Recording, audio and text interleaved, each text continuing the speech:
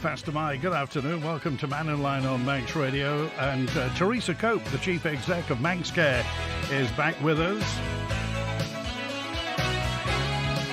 Over the past year or so, we've got to know Teresa Cope, how she works, the inside and the outside of Manx Care, and more today. And if you want to chat, if you want something to say, by all means get in touch. Text 166 177, WhatsApp 166 177. You have to put 07624 beforehand to get through.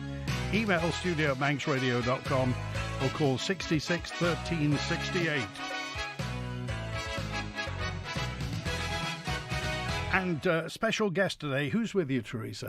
It's Annmarie Cubbon, and Annmarie is our General Manager for Primary Care and Community Services. Okay. In English, what does that mean, Annmarie? What do you do? So we look after all the GPs, the dentists, the opticians and the pharmacists from primary care. And we manage the community services, so district nursing, prison service, diabetes centre and many others. Okay. In terms of dentists, and again, we come back to dentists, and Teresa's mentioned this before, European shortage of dentists or worldwide shortage of dentists? Where have all the dentists gone? So there's definitely a shortage of dentists in Europe. We have been doing a little bit of work with the Work Permits Committee around whether some dental practitioners can have access to the island early, which will be good. But yeah, dentists are leaving the UK and going further afield. For more money, presumably, better conditions? I guess so, okay. Yeah. I had an email in, actually, when people knew you were coming on about dentists, so I'll ask you this. Okay. And it was a lady who emailed from Blackpool. She listens to Manx Radio in Blackpool and said, not just the Isle of Man. Correct. She said, I moved to Blackpool, tried to get a dentist in Blackpool. They told me to go to Huddersfield, to West Yorkshire, or Oldham in Manchester. Yeah. So I think one of the things about the Isle of Man is, we have to provide services to our own people. We shouldn't be pushing people to the UK. So we are trying really hard on the island to recruit dentists, to bring them over, looking to encourage dentists to stay here. We have a salaried service where we promote great care. We have a community dental service and a general dental service too, where we contract dentists to come and work for us. So lots of opportunities on the island. Just explain to me, what's a UDA? Okay, so a UDA is a unit of dental activity. So it's really the contracting arrangement that we have with dentists. In relatively simple terms, there might be 3 UDAs would equal a small filling. So that's how we count the activity that dentists do in order to pay them. So does Manx Care have a set number of UDAs it issues per year? Is that the fixed budget, and it's divvied out between the NHS dentists? Yeah, that's exactly right. So each dentist is commissioned to provide a set number of UDAs, and they work to try and complete that number and get as many patients seen as they can. Get treatment offered. I mean, at the moment, everybody's getting stretched. No doubt dentists are getting it in the neck. No doubt you're getting it in the neck. Just the fact, can you see a way out of this? Apart from lots more money. So I think, there's something about always working smarter rather than harder. So one of the things that we've done in dental services is looked for a new contract, a new way of contracting, and you've got to do that in liaison with the profession, which we've done. We've arranged a new contract.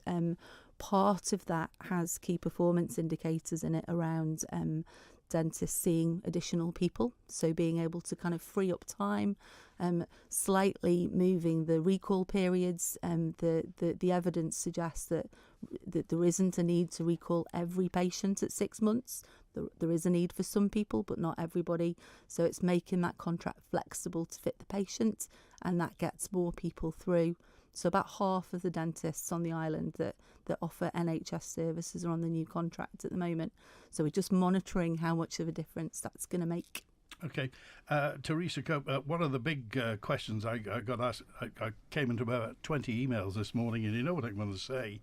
£3.2 million for Dr. Rosalind Ranson Where does Manx Care stand on this? Where do you fit into the equation?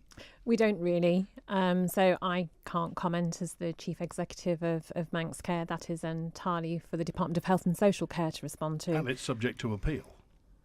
Yes. So, I mean, just one question. Does anybody know where the money's going to come from? Will that come from DHSC's budget, Treasury, or...? I don't know, Andy. Yeah. Right, let's get to the phones. And Stephen's first with us now. Hi, Stephen. You're live with Manx Care today. Good afternoon, Andy. Good afternoon, Manx Care, and good afternoon, listeners. We mustn't forget the listeners. Is it Teresa? It is. Hi, Stephen. Can I call you Teresa, please? Of course. Thank you so much. Two questions, if I can pose them, please.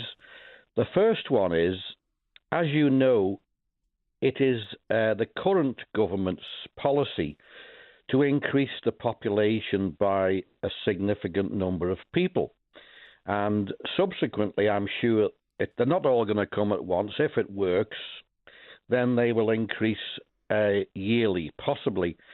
Now, given that you're needing a large increase in the budget to normalise the cost situation and get rid of waiting lists, have you advised the Council of Ministers or your minister what an extra, say, 100 people this year would equate to in cost terms for healthcare, or 50 or tranches of 50 or 100, because more people moving to the island would appear to me to mean that there's going to be an increased cost in your budget. We will need extra dentists, we will need extra doctors' surgeries.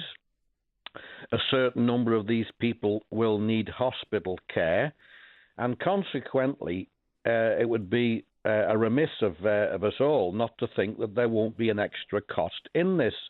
So is it something that you have done, or is it something that you will do? That's my first question, please. Okay, thank you, Stephen. So we haven't factored it in a great level of detail. We obviously submit our sort of budget proposals through to the Department of Health and Social Care and Treasury on an annual basis. And that takes into account the population but also where we need to invest in services to deliver what is mandated to us by the DHSC. There is currently an agreed funding formula in place, which does take account of growth and also our requirements under a cost improvement. But I guess the devil's always in the details, Stephen. We would need to understand exactly the profile of the population growth, what that particularly looks like, what their particular needs are. At the moment, we've got a broad-based approach to what that level of increased population would equate to in terms of increased funding required into health and care. At the moment, you will have known we've just been through a comprehensive inspections by the Care Quality Commission. So 90 of our services have been inspected over the last 12 months. And from that, we have a comprehensive plan in place to respond to all of the improvements that we need to make. And that is our priority for the next 12 months. But we are very live to the fact of the plans, the island plan to increase the population. We've already started those conversations with DHSC and Treasury about what that would mean in terms of health and care funding. And I think there's an absolute commitment to understand that in granular levels as we work through that plan. So we're definitely thinking about it. It's definitely part of our financial planning going forward, Stephen. So this might be a controversial suggestion, but it's not uncommon when you go for a job, a new position, that included within that is a medical, to understand what the potential exposure to that particular employer is going to be. Now, would that be something that could or should be considered when we are seeking to attract new residents here? Could there be a health check to see what the exposure would be to our local health costs? Is that too far? Is that too contentious, do you think? It possibly is, but I know other countries sort of exercise some form of discretion over entry. That wouldn't be a decision for Manx Care, but as any new people coming to the island, the first thing they often do is register with a GP, and at that point we understand essentially their health needs. But that is once they have arrived with us. So will it be something that you will be paying a bit more attention to going forward, due to the problems that we still have, the length and breadth of the island? Everybody has got a tale to tell of long waiting lists and time delays in their operations, etc. So do you think it's an important factor for you to factor in with your discussions, both with the Minister and the Minister for the Treasury? Yeah, I mean, it's definitely a really important conversation that Manx Care would want to be engaged in and is. Our priority at the moment is we've just obviously released our 3-year operating plan. And just as you describe, our priorities for the next 12 months are really improving the quality of health and care on the island, reducing the waiting times, stabilising everything in order for us to then grow and develop services even further. But, what we have to do is really focus, as we've described in our plans, around responding to all of the things the CQC need us to do, and improving all of our services across the board. Thank you. Now, the second question, if I may pose it, being a native of Peel, you will be, myself being a native of Peel, and you're an island resident, I believe, or certainly more familiar with the problems on island. I am. Is that some time ago, the Corran home, which has got a strong affection within people with the West, because they always knew and had the comfort that they could go there when they could no longer manage. Now, what I'm concentrating here on is not a situation where people need full nursing care, because I know that there's a policy to try and keep people in their homes for longer. But when the time comes that you can no longer lift the hot kettle to make a cup of tea, or look after you and cook your own dinners, all that some people really need is residential care, and the Corran home did provide that. And it does appear to me that there's a lack of this type of accommodation and respite care, incidentally, where locals can go and visit their family and friends who need respite care, and then yet we've not got it now. It's been a number of years now since the Corran home closed, and I do believe there was some negotiation with the trustees of the Corran home and your good selves to see is it a possibility of taking it over and bringing it up into what we would require today. So rather than having the Rolls-Royce solution of a full nursing home for everybody, some people need just residential care. Has any progress been made with the department taking over the Corran home facility to try and reinstate that facility, which is close within the community? Yeah, I can't comment particularly on the Corran home and the any plans to reopen that, but that whole piece of work really around ensuring we have the right level of provision, both in terms of nursing homes, residential homes, the ability to care for people in their own homes for as long as possible, wherever possible, promoting that independence, which I think we've talked about on this programme quite a few times. That is all part of a really large piece of work being led by the transformation programme. And you're quite right, the level of demand on respite facilities is really high, and we're currently in the process of reviewing that to understand exactly what the demand is for that and how we best meet that.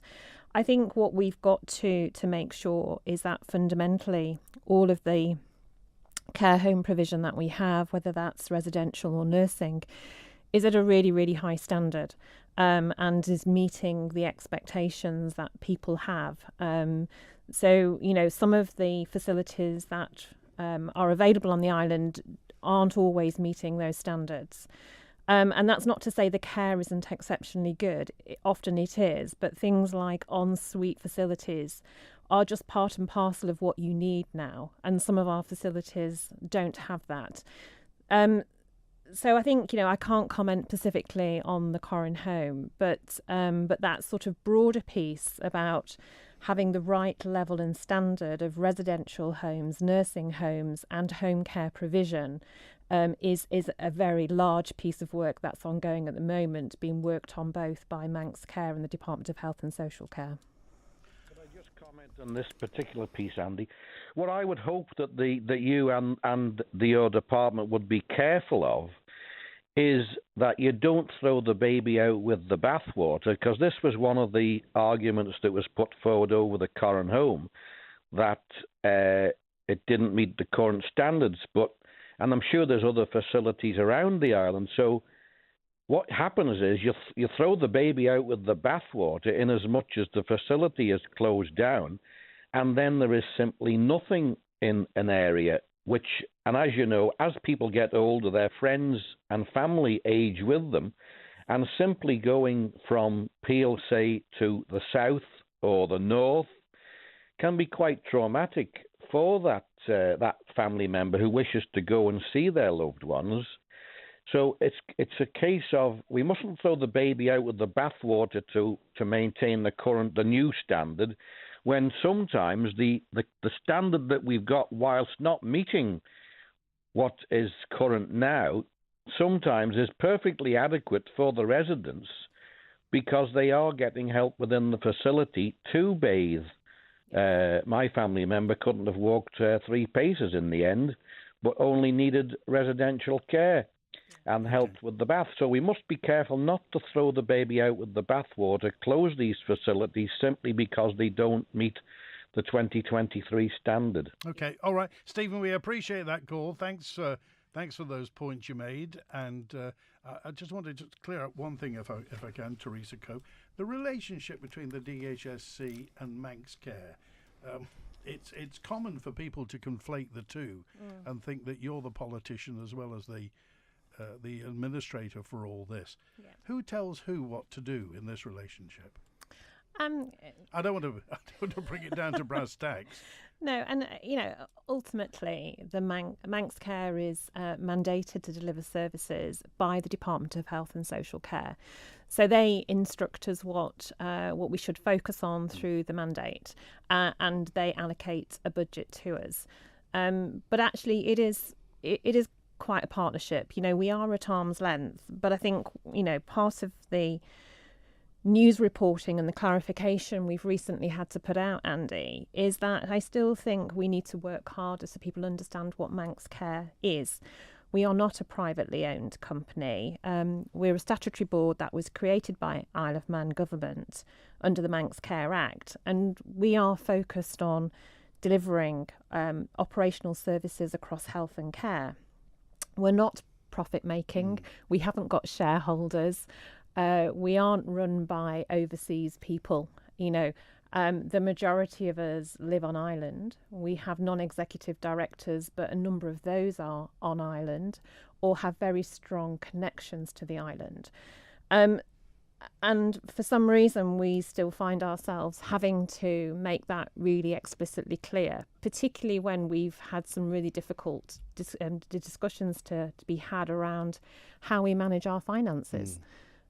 It's every health and care system has its financial challenges, and we often have to make some very difficult decisions.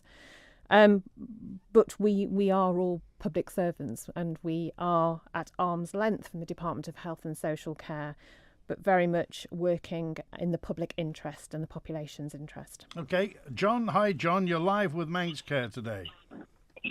Hi, Andy. First time on. I'd just like to ask Teresa Cope. It took me 5 years. I've just had my second hip operation. I've put 5 complaints into your office, and you never got back. You sent me James Watson. and I got nowhere with him. And in the end, I had to pay £13,000 myself. Dr. Barker put before he left, put it on your table, and you wouldn't pay for it. You wouldn't send me across. I was just wondering, is there anything in the government that I get my £13,000 back? Because you made 3 mistakes in 5 years, and I never got my hips done. Right. Well, I think this is an individual matter that I think we can perhaps pick up offline. We recognise that when Manx Care took over in April 2021, we inherited very large waiting lists.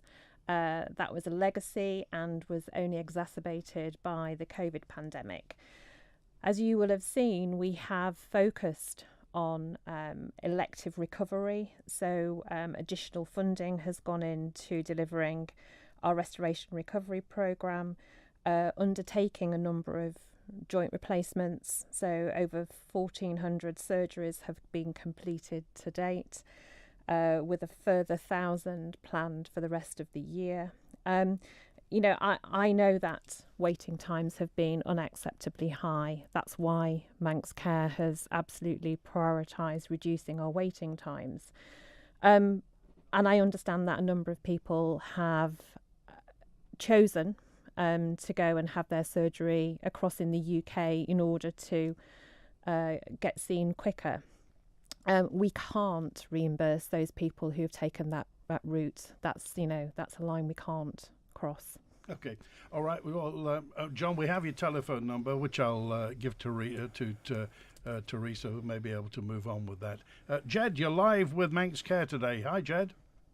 Hi, everyone, and thank you for coming on the show. I'm sure it's quite a testing time at the moment. I'd just like to ask about a matter relating to the fluoride debate.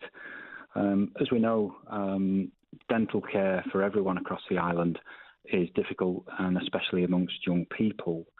But a lot of dental issues are preventable by education. I think, Teresa, would you agree with that? Yes, I think there is definitely a role for education in that, and and I've got Annmarie with me today, who is in charge of that service. So I'm sure she can also comment, putting her on the spot. So there was quite some debate a number of years ago about whether the Isle of Man should put fluoride in the water, and there was a political decision, as I understand it, not to do that. My understanding is that at some point Public Health want to revisit that and talk to all the relevant people. There are obviously a number of people who are really for putting fluoride in the water, and there are equally a number of people who are against. But that will be something that Public Health would take up, I believe, in the next few years. Yeah, I do understand that, but there's a lot of education that could be implemented right across the schools, or it could be messages on the side of a bus, or maybe an advert or two on Manx radio. And I'm interested to know why Manx Care chooses not to really go heavy on public information campaigns, because it really is pretty anonymous. I mean, you could apply this to, dermatology, bowel cancer, other facets that you deal with. But why are you so light on public information and campaigns like that? I guess just simply, we actually have a role to play in that, but I think public health messaging should really be led by Public Health. I think we have a role to contribute to that, but we don't have the funding or the capacity to do that in the way the Public Health Department perhaps could. What's the difference between you and Public Health? Well, I think the Public Health are the experts. They understand what that population health needs to look like. They are credible in putting out those public health messages. We can contribute to that and should. But is it one of our core fundamental responsibilities? I would suggest it's not. We are responsible for the delivering of health and care and supporting some of those public health messaging. But it's a huge piece of work to say run campaigns which are putting out public health messages, and it's just a level of resourcing that we don't have available to us. So, and it's definitely a shared responsibility, but there is so much more we could do, but it's not a fundamental part of our role and responsibilities. Jed? I think that's a straightforward reveal of the silo working that we've got across government. And I think it's the ownership of Manx Care really to, protect its citizens, and public health should be part of that. And if it's a resource issue, that's very sad, because the likes of, say, dental care could be taught in schools. And there's other, issues regarding health, as I've mentioned before. It could be an advert campaign on your, fantastic radio station, but it's completely anonymous at the moment. And then just to hear that, well, it's not really our kind of problem, it's quite disappointing. Okay, all right, Jed. Well, I appreciate that. I just want to investigate that a bit further, and that is what the public perceives and what the, if you like, the administrative and political reality is, which highlights there. So, is public health part of DHSC or part of Manx Care? Public health is part of Cabinet Office. Right. Okay. So it is linked into Cabinet Office. So with just something like dental health, if the need were perceived by somebody, politicians, elected representatives, for better health care, better oral care to be plugged to the population, where would that have to come from? I mean, obviously everybody accepts the fact that good dental practice is advisable for everyone. Yeah. It's perceived as a common good. Where would that have to come from? Would that have to come from Cabinet Office, the politicians, or could you recommend it? So I'll let Annmarie come in. I mean, I think my view is that, and this does happen in reality, but I guess in the context of stretched budgets, there is a limit to the amount we can do. So public health, the Department of Health and Social Care and Manx Care all work really, really closely together. But actually the public health budget is quite small, and has to be careful about its priority setting. Right. Let's I just want to take to one side the bowel cancer test that gets sent out to men of a certain age. Who pays for all that? So we deliver it. So okay. So we have funding in our budget. So that's one particular public health matter that is handled on that basis. Yes. Yeah. Okay. Sorry, Annmarie, we left you there. It's fine. I was only going to add that in terms of dental services, the public health have an oral health strategy. And historically, we have had a dental strategy, and we're just doing a little bit of work at the moment with public health to align those two strategies. So oral health strategy is very much about what your caller was talking about, some prevention, some education, and, we might not do some of the big, putting adverts on buses, but within our services, we do quite a lot of health promotion. So dental would be a good example. If you go to the community dental service, for example, you'll see a beautiful sugar board on their wall where they show how many cubes of sugar are in cans of Coke and bottles of flavoured water and all sorts of things that you wouldn't expect. That's educating people just as they're sitting waiting for dental services there. Just a small example. Final word, Jed? Well, if they're in the dental surgery, it's too late, isn't it? I think we need to go deeper than that. But thanks for your time, folks. It's good to hear you on the show. All right. Thanks. Good to hear from you, Jed. Thanks for that. I got a note in from Pauline, who just said, in September 2022, I found myself in A&E, was diagnosed as needing surgery. Unfortunately, the day before my pre-op, the surgeon left the Isle of Man for pastures new. I was then put on the list for the synaptic general surgery team from Scotland who undertook the surgery in January of this year. I have nothing but the highest praise for all involved. The surgeon, Mr. I'll mention his name, Zadir Ahmed, went above and beyond, as did his whole team. Not only were they all extremely efficient, knowledgeable and caring, but most importantly for me, never having been a patient at Nobles before, they were friendly, actually fun, and a great antidote for anxiety. I would be grateful, Andy, if you could pass on my heartfelt thanks to Teresa Cope. Her task must be overwhelming and thankless at times, but I, for one, am very grateful to her, and also for the vision to actually hire the Scottish synaptic team who've already reduced surgery waiting lists, considerably alleviating the pressure on our own local Manx care staff. That's from Pauline. Was synaptic your idea, Teresa? It was. You can take credit for it. It was. We knew that it would take an awful long time for the additional capacity to be found within our existing teams. Our existing teams were already flat out, working incredibly hard. And we needed, therefore, that additionality. You know, what we came into in April 2021 was huge waiting times. You know, people waiting 3 or 4 years, and people in considerable pain as a result of waiting far too long for their surgery. You took over Manx Care. Manx Care came into existence when? April 2021. So you're picking up everything from years previous to that. Yes, and obviously the pandemic really exacerbated that. And, you know, to think between last August, August 22 and March 23, working in conjunction with Synaptic, 1,400 surgeries have been completed. We will do a further 450 surgeries during April. A further 1,000 will be done over the next few months. And ultimately, we have reduced the overall waits considerably.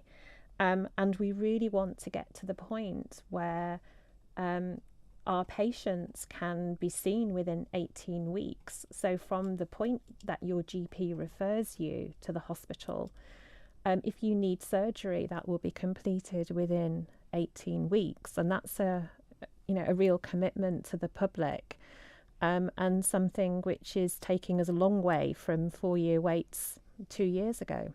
And you know, I think we get nothing but positive feedback on the Synaptic team. We work incredibly closely with them. They work very closely with our existing teams. And we get really good clinical outcomes and very positive feedback from our patients, just like Pauline has said. So yes, it's been a very positive endeavour for Manx Care, and I'm grateful for Synaptic for working with us. Will the relationship with Synaptic go further, possibly deeper?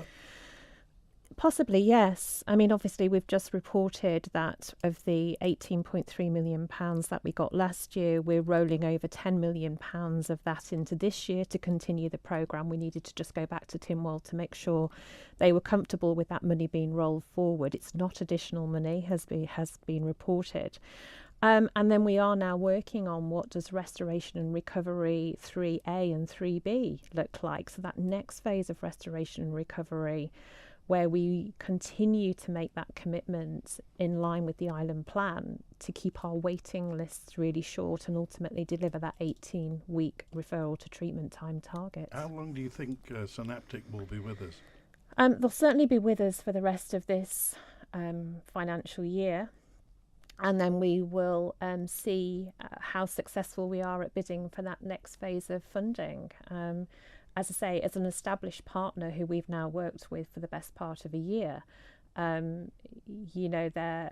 we would like to retain them, but obviously we need to be able to fund that. Okay, we're live today with Manx Care. Annmarie Cubbon is the General Manager of, tell me again, Annmarie, Integrated Primary and Community Care. And Teresa Cope's got a far easier title to remember. She's Chief Exec of Manx Care, and you're on with Manx Care today through till 1. EVF, fueling the island and fueling you. With a great range of fresh foods and everyday essentials at our filling stations. And always great offers too. Mannin Fuels. Island Hearing Limited, your local hearing care specialist since 2009, with branches in Port Erin and Ramsey. We provide the very latest hearing aid technology available, which you can try at home, with excellent aftercare and a wax removal service available using microsuction. Give us a ring on 830 722 or visit Island Hearing at 1 Station Road, Port Erin. We're happy to help. Island Hearing, always listening. Do you know, Dave, the Q Plus counter always has just what I need. Whatever plumbing job I'm working on, whether a state-of-the-art bathroom or the latest heating system, Q Plus always help. With extensive supplies, friendly, knowledgeable service and great prices, it really is the one-stop shop for trade and DIY customers alike. And if they don't have what you want in stock, they'll find it for you. See for yourself. Just take a look at Q Plus on Facebook. Who's the king? Work it out and you could win an amazing prize from the King Spa in Onken.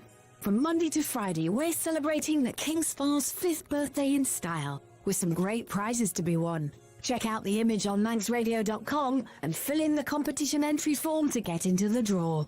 Then be listening at 5 p.m. on Friday to see if you're our weekly winner.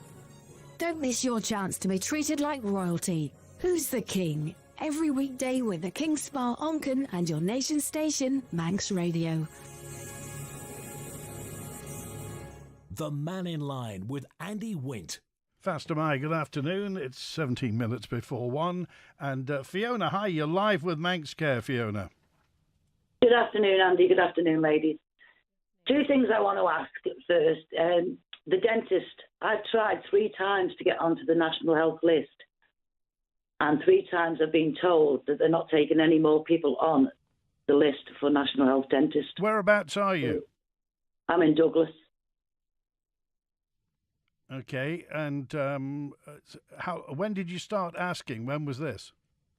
First time was about 15 years ago, and I went back about 12 years ago and 10 years ago because I had trouble with my teeth because I have health conditions. And they told me categorically that they weren't taking any new National Health patients on. Now, I ended up having to go to an emergency dentist up in Ramsey, which cost me over £300 to have a tooth extraction because of an abscess. Okay, Annmarie? So we do hold a waiting list for anybody that does need NHS services. So perhaps offline, if you'd like to give me a call, I'll take your contact details and just make sure that you are on that waiting list. Okay, Fiona, do you mind if we take your telephone number and we'll give that to Annmarie? Yeah, that's fine. Okay, and you had something else? Yeah, my friend, my cousin and myself are all waiting on operations for the gallbladder. Now, my friend, she's just had hers done by the synaptic team. She waited 3 years for her operation. My cousin has waited 2 years for her operation and still currently waiting on a date for June or July. However, Mr. Rish's team that I'm under, who have been absolutely brilliant with me all the way, have put me on a list for urgent operation for my gallbladder. What does that mean nowadays when they say urgent? How long will I have to wait? Knowing that a specialist has marked me urgent. That is a clinical matter. I mean, I think Mr. Risha, if he's looking after you at the moment, will be able to give you an indication of when he can schedule you. Again, if you're giving your details to Annmarie, I can take those details, have a look at where you are and when you're likely to be scheduled if you're staying with Mr. Risha. Okay, we'll do that for you, Fiona. Thanks for calling today.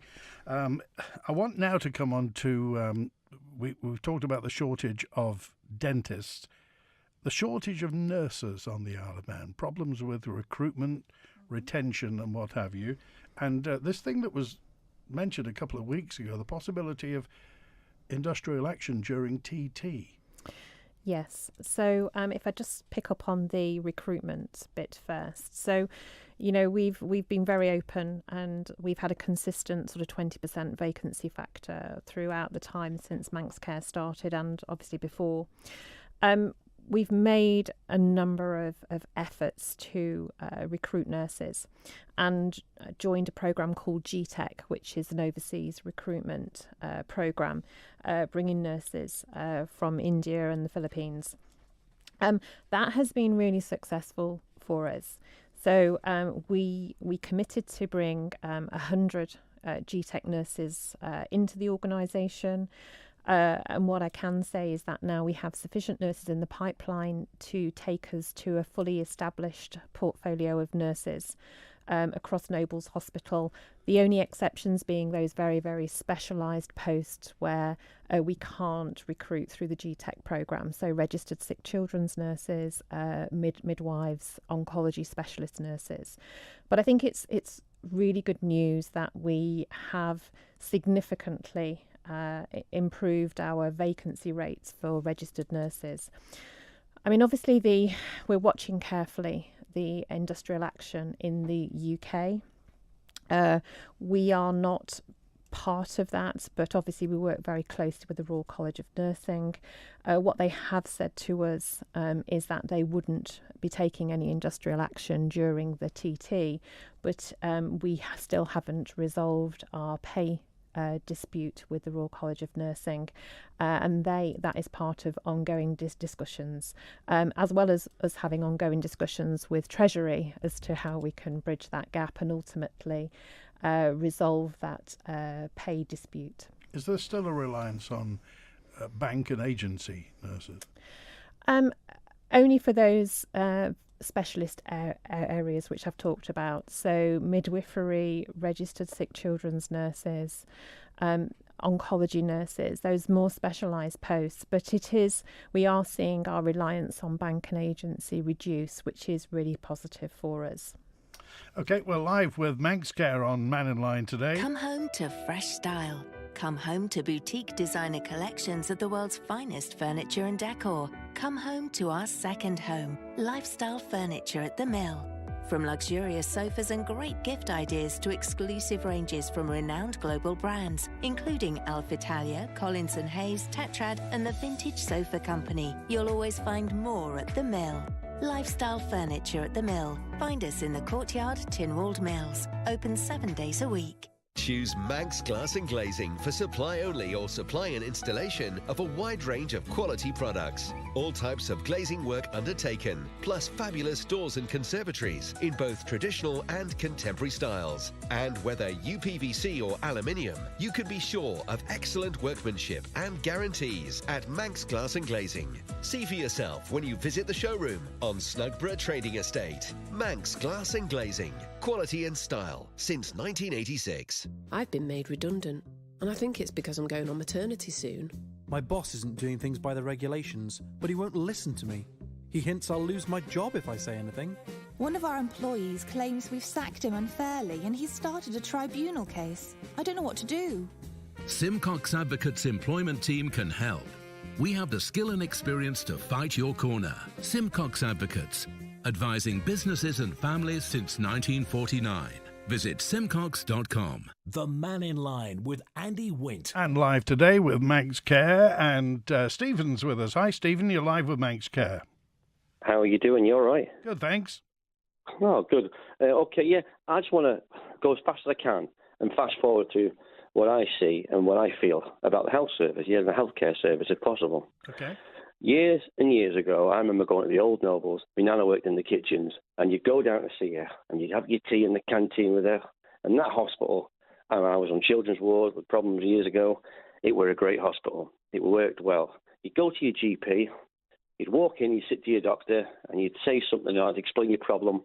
He'd turn around, examine, yeah, I'm not happy with that. He'd give you a bit of paper, he'd write down, he'd give you the paper, go on, pack a bag, take that form with you, get yourself to hospital, and they'll admit you with that form. Brilliant. You'd go in, hand your form in, you'd be done, and you'd be home. As things advance and time advances, things are supposed to get better. But like anything else, as time's advanced, this has got worse. And worse and worse and worse. And as good as any minister is, they'll come and they'll go. And they'll say the same thing sat in your studio in 10 years' time as this lovely person now is saying with us now. You need a capital injection. The only way of seeing these waiting lists, the only way of getting this done is to have the biggest capital injection and get these specialists that we so desperately need, and doctors that we need, and nurses that we need to this island.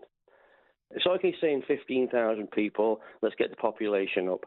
We need the specialists here and now. You know, if we had plenty of specialists and plenty of consultants and plenty of nurses flooding that hospital, your waiting times would be gone because you have the specialists, the people who do the jobs, no problem at all. But they're not getting the support, they don't get the injection of cash that they need. And when you see how much money as a whole our government has wasted, it's sickening when the health service needs that cash injection in order to offer the services to the people of the island. Now, we've got some fantastic people at the hospital, like Miss Teresa, brilliant, and all the other, Miss Maroney for the ladies, fantastic specialists and some fantastic staff we have at this hospital. They've been great with me and my family when I've needed them. You go to A&E, I don't mind sitting waiting for hours because they are run ragged up there doing 12-hour shifts. I don't mind waiting my turn because when you get in, it's good treatment and the staff are great. And, my hat goes off to them. The only way I see a way out of this and to bring this hospital back up to where it should be is giving it the specialists to work within the hospital. And that's going to take money and offering these people, specialists, proper packages to say, well, yeah, it's worth bringing my family over there. I'm a consultant of such a department and I can do such and such with the Manx people. We'll go over there. We'll bring our specialists, to the island. But without the money and the funding, we'll just go round in circles with this. That's what I see. Okay. All right. Stephen, thanks for that. Is that true? All you need is money, Teresa Cope? We can always use more money in health and care. But I think, Manx Care have always been really clear that our commitment is to deliver as many services on island as we possibly can. And, I think we have... I think since we started, we've recruited something like 21 new consultants into our services, and that's really positive for creating resilient, sustainable services here on the island where it's safe and possible to do so. Now, what we are now looking at through that service sustainability piece is actually, are we sending patients off the island where we can deliver those services here on island if we've got the right skills, and repatriate some of those patients. We had a huge success when we brought oncology services back to the island, delivering chemotherapy locally under the Clatterbridge at Nobles model. And I think there are further opportunities for us to bring work back from the UK and deliver it on island with, a really high quality workforce. I'd like to single out breast services in this as well. We've now got 2 substantive breast surgeons and 2 breast radiologists, and that gives us a really good service that's now sustainable and resilient going forward, whereas before it was highly variable. Okay, and at the bottom of all this, the public only ever sees one side of the equation. They only ever see the fact that people need care when they need it. They obviously have health problems. When things go wrong, they see Manx Care, they see government as, if you like, the people who could provide it sometimes don't provide it. And consequently, they'll blame you. You must have this, and I know you have it as well. Lots of other people get the fact that because it can't be done when and where, then you get the blame for that. I'm just wondering how you cope with that. Pauline said earlier on, a thankless task. How do you feel about that? To run a health and care organisation and to run Manx Care, I will still always say it's a huge privilege. It's an honour. It's a commitment I take really seriously. I spend a lot of hours at work. I'm very committed to the island and leading this health and care system, leading Manx Care, and I genuinely want to make it better for everybody on the island. Now, that isn't always an easy task. There are financial challenges, resource restrictions, and we don't always get it right. But I know we have made substantial progress in the last 2 years. We are focused. I'm a clinician by background. I understand what good looks like. And even CQC, who have regulated the island's health and care system for the first time last year, have said the team at Manx Care have the experience, knowledge, skills, integrity and credibility to run these services. So it is challenging and we don't always get it right for everybody, but the intent and commitment to continuously improve the services for the population is there by me and my team. Okay.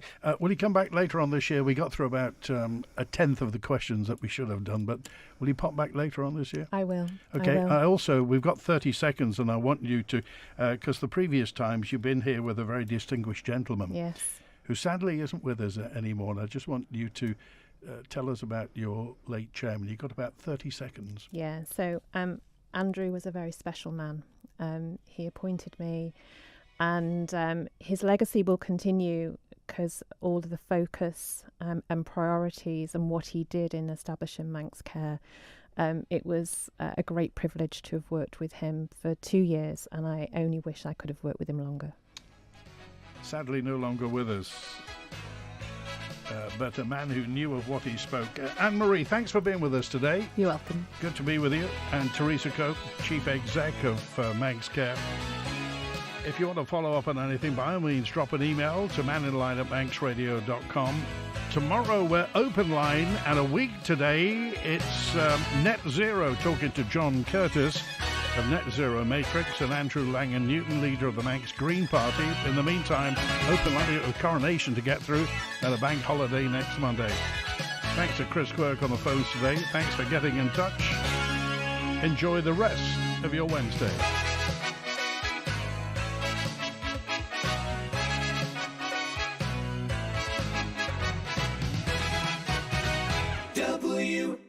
WINT.